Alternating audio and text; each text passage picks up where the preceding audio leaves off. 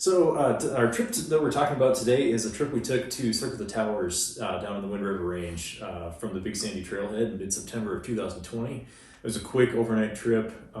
Ended up hiking it in a snowstorm, and it was just an awesome time. We were so glad we got to take the trip. So stay tuned, and we'll tell you all about it here in a sec.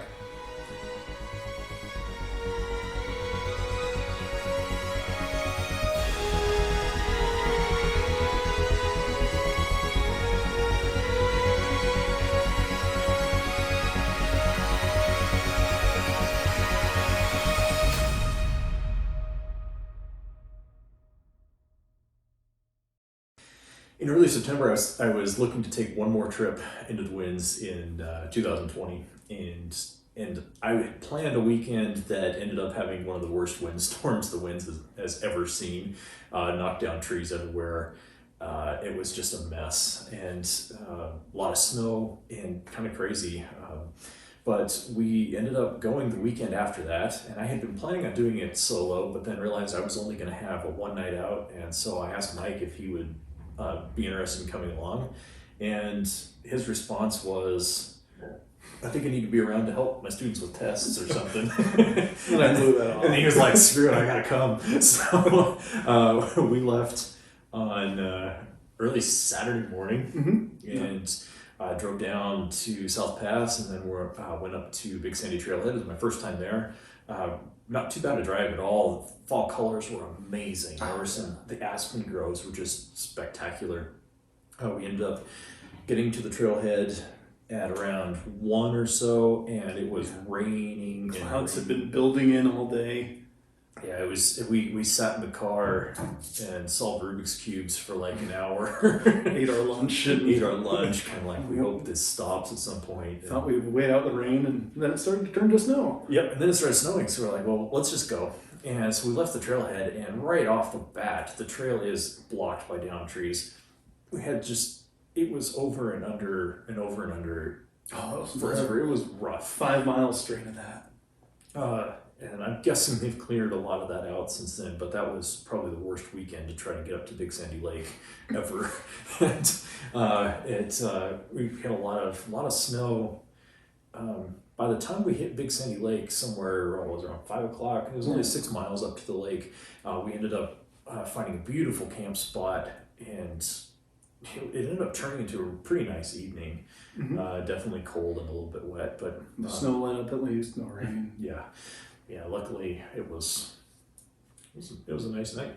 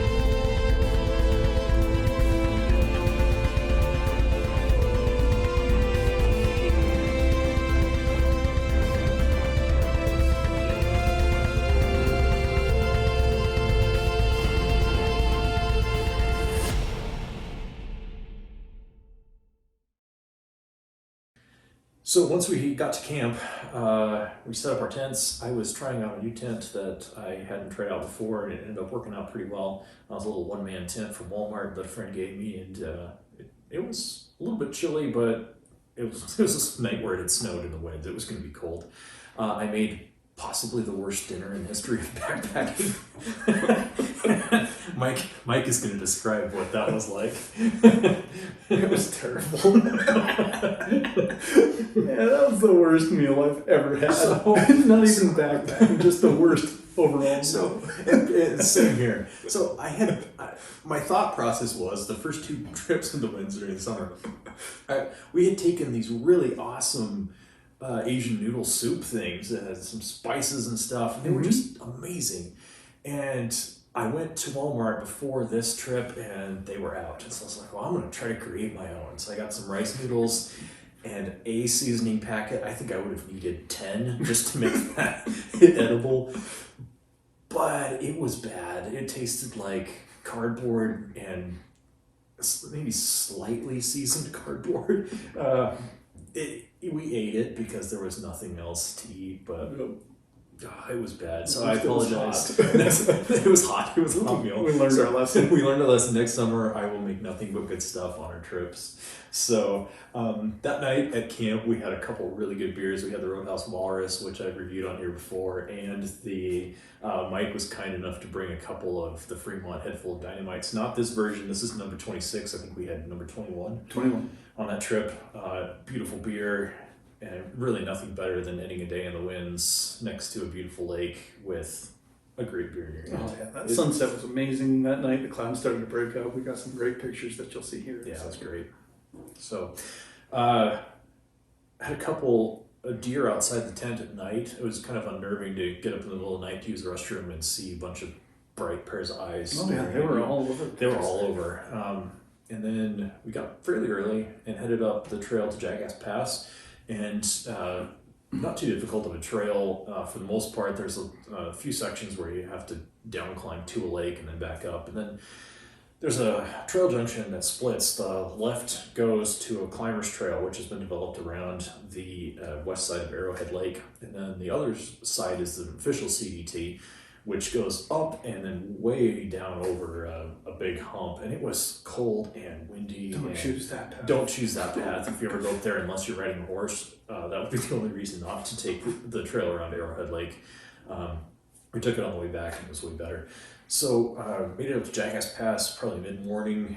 It was cold. I don't know how cold, but Gosh, it must have been 15. 15 and the wind was really blowing. I had a friend that was climbing Pingora on that same day, and they had to bail because it was just too cold. Their hands were freezing. We got really pretty views of the Cirque. It was the first time for me ever to see that, and I've wanted to for a long time. The War Bonnet and the Warrior Peaks, and then all around. It's a beautiful place. I can't wait to go back. This summer we'll be headed back through that area on our full through hike of the winds. So it's gonna be amazing to get back there to see that. So we didn't spend a lot of time at the pass. I think maybe 10 minutes. It was so cold up there. It was just too dang cold. So we decided to head back after that. And we had to get back. It was Sunday afternoon. Mm-hmm. Yeah, he had classes Monday, and my wife had to teach on Monday, so it wasn't a lot of time. So.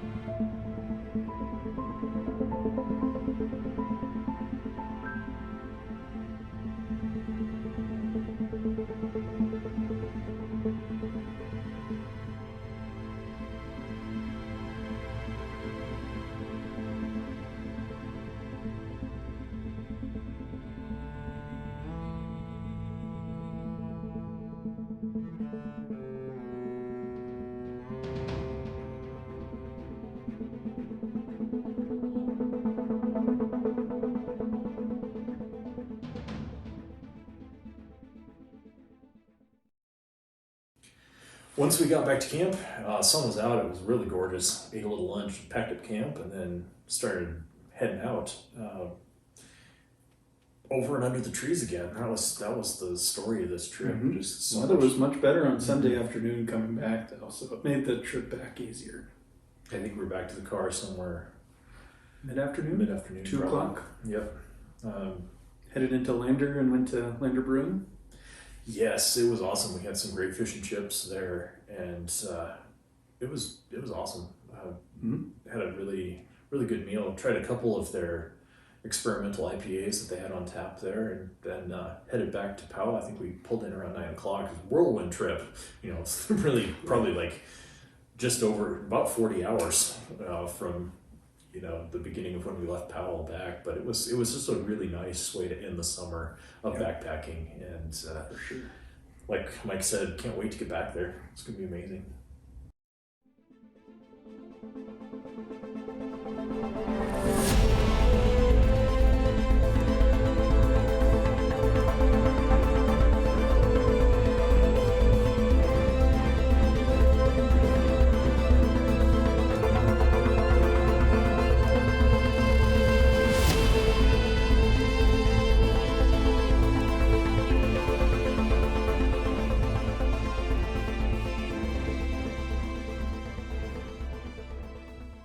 So if you enjoyed this video, hit the like button, subscribe to the channel, and we'll see you around for some more beers and hikes very soon. Cheers. Cheers.